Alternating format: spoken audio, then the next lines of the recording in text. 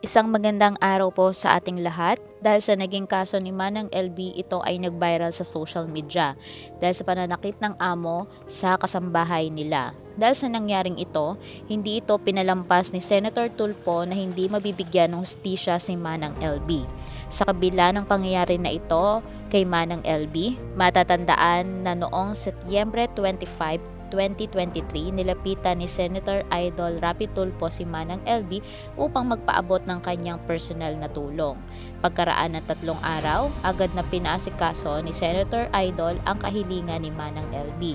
Sa kanyang programa na Rapi Tulfo in Action ay pinahatid niya ang tulong kay Manang LB na kahilingan nito sa kanya. Inutos niya ito sa kanyang staff na dalhin ang munting kahilingan ni Manang LB. Nakwento nyo kay Senator na tulong po. Yung pong dagdagan laang po yung tindahan ko. Dala na po namin yung mga groceries na pandagdag Oo, dito na.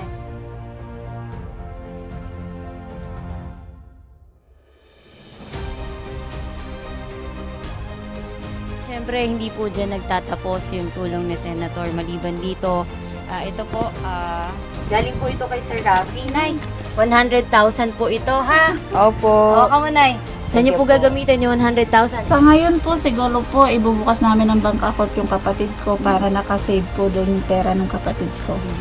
Nay, kumusta po ba kayo ngayon? Okay lang po. Na-check up na po ba kayo? Kumusta po yung pakiramdam nyo? Okay lang po.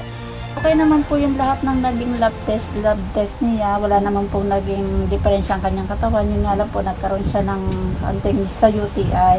Pero ngayon po, okay na siya. Kukulangin po, willing pong tumulong si Sir Rafi. Kung kailangan niyo po ng service papunta, pwede po kaming tumulong. Kami na po mismo yung maghahatid sa inyo sa PGH. Okay ba sa iyo, Ninay? Opo, Maraming opo. salamat po. Yun talaga po ang problema namin, yung pagluwas doon. Dahil ang layo po, dahil wala din po kaming alam sa Maynila. Eh, siyempre po yung kalagayan ng kapatid ko. Gusto ko lang po talaga makakita. Yun na lang po talaga ang hiling ko. Para hindi naman po siya sobrang hirap ng kanyang sarili. Palagi po siyang, pakiramdam niya, lagi na siya nasa dilim. Senator Tulfo, maraming salamat po sa binigay niyong pagdagdag ng paninda ko at dito sa 100,000 sa pera. Maraming salamat. Sa ngayon ay may maliit na tindahan si Manang LB sa kanilang bahay. At bukod dito, pinagagamot ni Manang LB ang kanyang mata upang siya ay makakita muli. Nag-uumapaw sa saya si Manang LB dahil sa tulong ni Senator Rapi Tulfo.